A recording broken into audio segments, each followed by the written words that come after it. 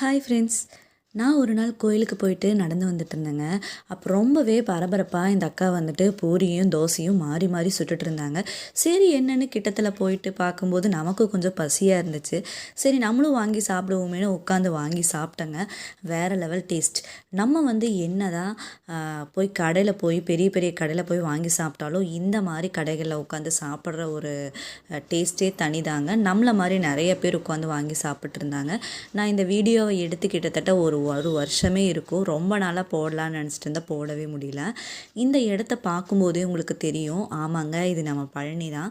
பழனி போனீங்கன்னா அடிவாரத்துலேருந்து கீழே இறங்கி வர வழியில் இந்த அக்கா கடை வச்சுருக்குறாங்க. ஒரே இந்த அக்காவோட கடையிலங்க இட்லி, தோசை, பூரி இப்படி எல்லாமே நான் டேஸ்ட் பண்ணி பார்த்தேன். ரொம்பவே சூப்பராக இருக்குது. விலையுமே ரொம்ப அஃபோர்டபுள் ப்ரைஸில் கொடுத்துட்ருக்காங்க. ஸோ நீங்கள் பழனி போனீங்கன்னா இந்த அக்கா கடையை ஒன் டைம் விசிட் பண்ணி பாருங்கள். ஓகே ஃப்ரெண்ட்ஸ், பாய்.